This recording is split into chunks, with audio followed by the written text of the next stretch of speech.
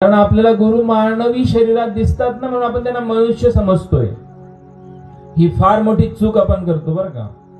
बाबाजींना एक माणूस म्हणून बघितल्याने तुम्हाला कोणतीच प्रचिती येणार नाही, पण तोच जर भाव आपला बाबाजींकडे पाहण्याचा परब्रह्माचा असेल तर तुम्ही परब्रह्म झाल्याशिवाय राहणार नाही.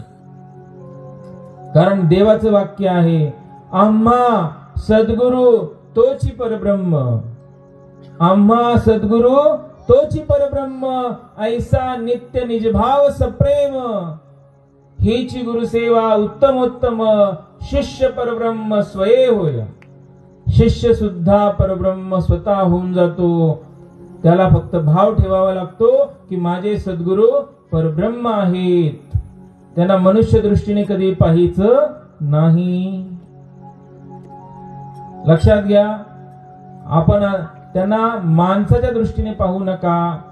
तुम्हाला वाटतं की मग परब्रह्म जर आपण मानलं तर परब्रह्म असं करतो का? तुम्ही परब्रह्माला पाहिलंच कुठे म्हणून तुम्ही म्हणता की असं करू शकत नाही. का असं करू शकत नाही? का परब्रह्म इलेक्शन मध्ये उभं राहू शकत नाही? का उभं राहू शकत नाही? असं कुठे लिहिलेलं आहे का की परब्रह्म हे करू शकत नाही? अरे संपूर्ण ब्रह्मांड त्याचा आहे, तो काय करू शकत नाही? भगवान श्रीरामांना तुम्ही भगवान श्री विष्णूचा अवतार मानता की नाही? भगवंत मानता ना, देव मानता ना श्रीरामांना. मग त्यांना कळालं नव्हतं का ते हरिण सोन्याचं आहे म्हणून? का पळाले त्याच्या पाठीमागे? हरणाच्या पाठीमागे का पळाले भगवान श्रीराम? मग तुम्ही त्याला देव मानणार नाही का? का लक्ष्मण मूर्छित झाल्यावर मांडीवर त्याचं डोकं ठेवून रडायला लागले श्रीराम? त्यांनी फक्त हात डोक्यावर ठेवला असता तर उठून बसला असता लक्ष्मण. विष्णूचा अवतार होता ना श्रीराम. पण का रडायला लागले ते? का म्हणायला लागले मी सुमित्राला काय तोंड दाखवू? ही लीला आहे. लीला रचली त्यांनी. अनेक प्रकारच्या लीला भगवंत रचत असतो बरं का. म्हणून देव काय केलं पाहिजे देवाने हे आपण सांगायचा आपला अधिकार नाहीये. आपल्याला फक्त श्रद्धा ठेवायला सांगितलीये. अहो, खांबामध्ये श्रद्धा ठेवली तर तिथं नरसिंह प्रकट झाला. हे तर चालते बोलते व्यक्तिमत्व आहे. जर श्रद्धा ठेवली तर एकलव्याला द्रोणाचार्याच्या दगडाच्या मूर्तीने शिकवलं. हे तर चालते बोलते माणूस आहे. जर श्रद्धा ठेवली तर निर्जीव भिंत चालवली ज्ञानेश्वर माऊलींनी की ह्या निर्जीव भिंतीमध्ये सुद्धा देव आहे. तर मग शांतिगिरी बाबांमध्ये परब्रह्म का पाहत नाही आपण? काय अडचण आहे? जर दगडाचा नंदी चारा खातो एकनाथ महाराजांच्या हाताने, कारण एकनाथ महाराजांचा पूर्ण विश्वास होता की या दगडाच्या नंदीत सुद्धा तोच देव आहे, म्हणून त्यांनी चारा खाल्ला. मग आपण सुद्धा श्रद्धा ठेवा ना. श्रद्धा ठेवणं तुमच्या हातात आहे, ते दुसऱ्या कोणाच्या हातात नाहीये. भाव तिथे देव, भाव तिथे देव, भावेषु विद्यते देवतः, जया जैसी भावना तया पूर्वी नारायणा. साक्षात परब्रह्म भगवान श्रीकृष्ण दुर्योधना समोर होते. कधी त्याला कळालं नाही की हे परब्रह्म आहे. आयुष्यभर माणूस म्हणून श्रीकृष्णाकडे पाहिलं, काही प्राप्त झालं नाही. पण अर्जुनाने त्यांना परब्रह्म मानलं तर भगवान श्रीकृष्णाने त्यांना विराट रूपाचं दर्शन करून दिलं. श्रद्धा तिथे देव, भाव तिथे देव. म्हणून आपल्या भावनेमध्ये गडबड आहे, त्यांच्याकडे काही चूक नाहीये बरं का. आपली श्रद्धा ढळमळीत करू नका. तुम्हाला बाबाजींनी काही चुकीचा काही मार्ग सांगितलं का? बाबाजींनी सांगितलं का तुम्हाला काही तुम्ही भ्रष्टाचार करा, व्यभिचार करा? का बाबांनी कोणते नियम सोडलेत का? अहो, गुरूंवर इतके मोठे आरोप झाले तरी त्या शिष्यांची श्रद्धा ढळली नाही, असे पण संप्रदाय आपल्याच भारतात आपल्या डोळ्यासमोर आहेत. आपले बाबाजी तर सिद्ध योगी महापुरुष आहेत. योगी म्हणतोय, महापुरुष म्हणतोय. एखादा व्यक्ती दाखवा जो 47 वर्षांपासून कोणासमोर पाणी पिलेलं कोणी पाहिलेलं नाही. एखादा व्यक्ती आज मला दाखवा जो 9 वर्ष अखंड मौन व्रतात राहून लाखो लोकांना शिष्य बनवलेला असेल. अहो, बोलून विद्वत्ता दाखवून फॉलोअर्स बनवणारे तर आज भरपूर आपल्याला टीव्हीवर पाहायला मिळतील. माझे सद्गुरू एकही शब्द न बोलता लाखो लोकांना शिष्य बनवलेले त्यांनी. 9 वर्ष अखंड मौन. असे सद्गुरू आपल्याला लाभलेले आहेत. अहो, दुश्मन जरी समोरून आला तरी त्याचं चांगलं चिंतन करणारे माझे सद्गुरू आहेत. अपकार करणाऱ्यावर उपकार करणारे ते व्यक्तिमत्व आहेत. बरं का, लक्षात घ्या. आणि सगळ्यात उच्च कोटीची अवस्था आहे ही परम शांती आहे. जो अपकार करणाऱ्यावर उपकार करतो तिथं परम शांती नांदते. आणि हे नाव सुद्धा शिव अवतारी जगद्गुरु जनार्दन स्वामींनी ठेवलेले. ही साधी गोष्ट नाहीये. त्यांचं संन्यासी नाव ब्रह्मगिरी होतं, पण जनार्दन स्वामींना काय समजलं, त्यांनी त्यांचं नाव बदललं का, हा पण आपल्याला विचार करणं भाग आहे. बरं का, लक्षात घ्या. ब्रह्मगिरीच का नाही ठराव दिलं त्यांनी? सगळ्या संतांची नावं तर बदलली नाही जनार्दन स्वामींनी. त्यांचंच नाव का बदललं? हे परम शांतीचे स्वरूप आहेत. ही परम शांती यांच्या ठिकाणी नांदते. शांती ब्रह्म एकनाथ महाराजांचेच अवतार आम्हाला ते वाटतात. हे लक्षात घ्या. बाबाजी स्वतःच्या इच्छेने नाही आले जनार्दन स्वामींच्याकडे. जनार्दन स्वामींनी ठेवून घेतलं त्या 10वीच्या बालकाला.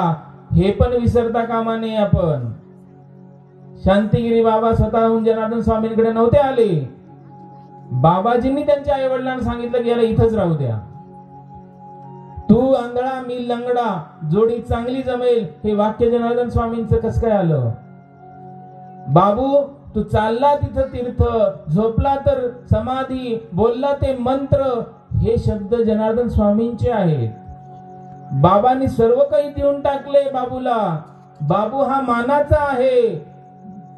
हे शब्द आहेत जनार्दन स्वामींचे. आणि अशा व्यक्तींवर आपण का शंका घ्यायची? आपली श्रद्धा का ढासळायची? का आपण सद्गुरू त्यांना मानत नाही? बऱ्याचशा लोकांना इलेक्शनचं फॅट डोक्यात घुसलेलं आहे. बरं का, अहो, देशासाठी लढले, देशासाठी लढले. कोणत्या संन्यासाची हिंमत नाहीये अशा गटारीत पाय ठेवायची. बरं का, इतक्या घाणीच्या राजकारणामध्ये माझ्या सद्गुरूंनी देशाच्या हितासाठी ते पाऊल उचललेले. हेतू लक्षात घ्या. त्यांना काय कोणतं पद, खासदारकी पाहिजे होती का? अजिबात नाही. आम्ही त्याचे साक्षीदार आहोत. त्यांना देशाचं राजकारण स्वच्छ व्हावं ही अपेक्षा होती. चांगले माणसं तिथं संसदेत जावं ही अपेक्षा होती. देशासाठी रडत असतील रात्रीभर, ही त्यांच्या डोळ्यातून आम्हाला दिसत होतं. आणि अशा देशप्रेमा खातर ते जनता जनार्दनाच्या विरुद्ध गेले आणि स्वतः उभं राहून दाखवलं. आपण चांगल्या हेतूलाही समजू शकत नाही का?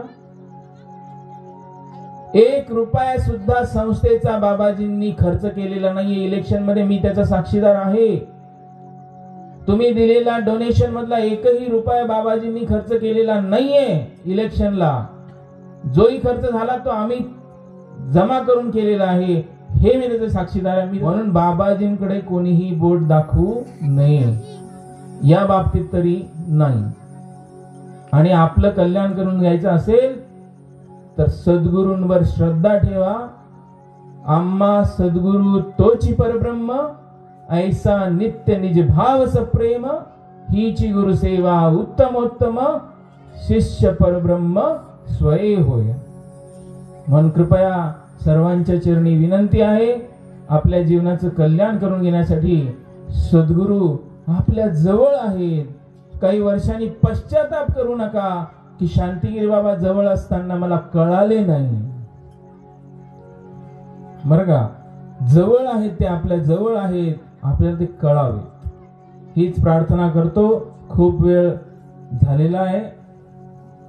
संधी भेटली तर परत एकदा आपली भेट होईल.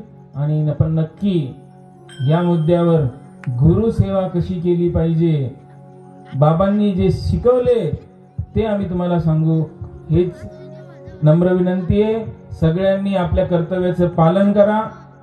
गुरु शिष्य नातं हे अति महान आहे, अनेक जन्मांचं आहे. बाबाजी जर 1 रुपया तुमच्याकडून घेत असतील तर ते सद्गुरू जनार्दन स्वामींच्या कार्यासाठी घेतात, स्वतःसाठी ते कधीही काही वापरत नाही. तुमच्याकडून काही घेतलेलं असेल तर ते गुरूंसाठी घेतलेलं आहे. गुरूंसाठी भीक मागतील, गुरूंसाठी चोरी करतील, पण स्वतःसाठी कोणताही स्वार्थी वृत्तीने काही बाबाजीने आजपर्यंत मागितलेलं नाही. साधी भाजी सुद्धा विकत आणायची असेल तर बाबाजी म्हणतात की ते किर्दीवर घ्यायचं नाही, बरं का. म्हणजे संस्थेच्या 1 रुपयाचा सुद्धा खर्च माझ्यासाठी स्वतःसाठी होऊ नये ही बाबाजींची तळमळ आहे, बरं का. त्यांचे कपडे सुद्धा एखाद्या प्रेमाच्या भक्ताने आणलेले असतात, खडाव सुद्धा भक्तांनी दिलेले आहेत. त्यांनी संस्थेच्या खर्चाने आजपर्यंत मला नाही वाटत कोणी भगवे कपडे बाबांनी खरेदी करून घातले असतील. म्हणून इतके काटेकोर सद्गुरू आपल्याला लाभलेले आहेत की तुम्ही दिलेला पैसा ते त्याच कामाला वापरतात, बरं का. ते डोनेशन जे काही तुम्ही दान करता ते सर्व त्याच कामाला जातं. सुवर्ण कळसाचा पैसा सुवर्ण कळसाच्या खात्यातच गेलेला आहे. अन्नदानाचा पैसा अन्नदानासाठीच गेलेला आहे. हे सगळं आम्ही पाहिलेलं आहे. म्हणून कृपया आपण दानामध्ये सुद्धा मागे राहू नका. हस्तस्य भूषणम दानम, जितकं द्याल तितकं पुढे भेटणार आहे. तुम्हाला श्रीमंत व्हायचे तुम्ही दान करा, बरं का. श्रीमंत जर व्हायचं असेल दान करा. नाही तर तुम्हाला प्रश्न विचारतो, तुमचा जन्म अंबानीच्या घरात का नाही झाला? हा प्रश्न पडला पाहिजे आपल्याला. माझा जन्म अंबानीच्या घरात का नाही झाला? माझा जन्म टाटाच्या घरात का नाही झाला? कारण आपण मागच्या जन्मात दान धर्म जास्त केलेलं नाहीये. ज्याने जास्त दान धर्म केलेले आहे तो आज जन्म अंबानीच्या घरात जन्माला आलेला आहे. मग जर तुम्हाला श्रीमंत व्हायचं असेल तर दान करायला मागे राहू नका. देवाच्या कार्यात तर सरळ हाताने पुढे आलं पाहिजे, बरं का. तुकाराम महाराजांचं उदाहरण डोळ्यासमोर ठेवा. तुकाराम महाराजांनी दुष्काळामध्ये संपूर्ण भांडार उघडं करून टाकलं आणि सगळं देऊन टाकलं, बरं का. स्वतःचा विचार नाही केला की माझ्यासाठी काहीतरी 2 पोतेले गहू ज्वारी ठेवेन, सगळं देऊन टाकलं. देवाने त्याला काही कमी केलं का? मग अहो साक्षात भगवंत आले त्यांना घ्यायला, सदैव वैकुंठात गेले ना. म्हणून देशील तेव्हा घेशील, देशील तेव्हा घेशील. प्रेम दिलं प्रेम मिळेल, सुख दिलं सुख मिळेल, दुःख दिलं दुःख मिळेल, अपमान केला अपमान मिळेल, दान केलं दान पैसा मिळेल, बरं का. म्हणून श्रीमंती पाहिजे असेल तर दान करायला शिका. आपल्या घरामध्ये सुख समृद्धी नांदावी असं वाटत असेल, पवित्रता पाळा. घरामध्ये जितकी पवित्रता राहील तितकं लक्ष्मी त्या ठिकाणी नांदेल. ज्यांच्या घरामध्ये वाटतं की बरकत नाहीये, खूप किरकिरी होतात, शांतता नाहीये, पवित्रतेचा प्रॉब्लेम आहे. पवित्रता पाळा.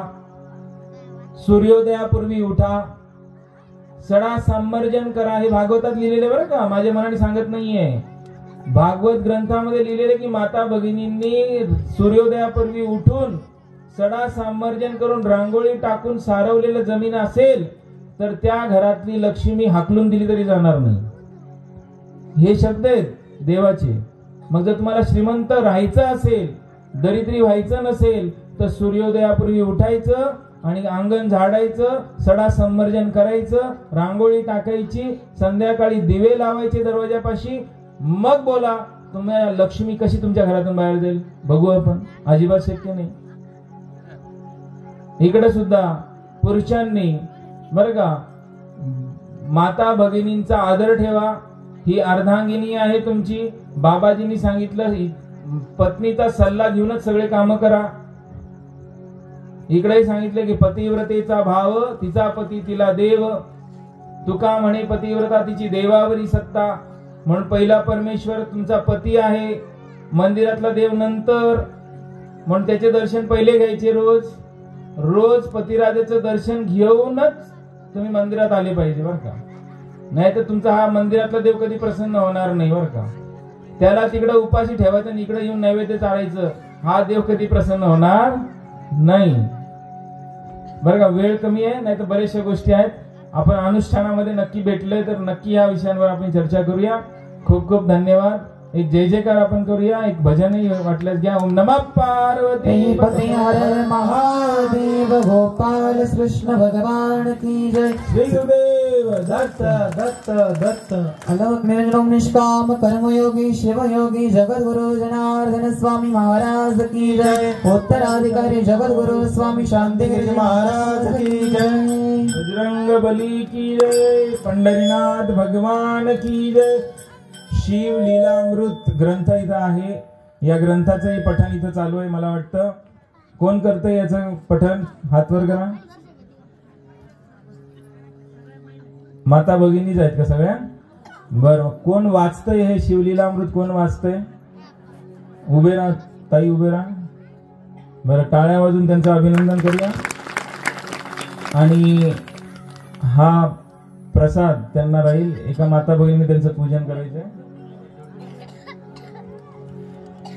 ओम जनार्दनाय नमः. ओम जनार्दनाय नमः. ओम जनार्दनाय नमः. ओम जनार्दनाय नमः. ओम जनार्दनाय नमः. ओम जनार्दनाय नमः. परमश्रद्धेय रामानंद महाराजांचं पूजनासाठी विनंती करेल आगुरकर. आपणास विनंती आहे की महाराजांचं पूजन करायचं आहे. आरती राहिली का? राहिली का? मग घ्यायची ना लगेच. पूजनही चालेल. सर्वांनी आरतीसाठी जागेवर उभा राहायचं आहे. बाबाजींच्या आरतीला प्रारंभ होईल. जय बाबाजी.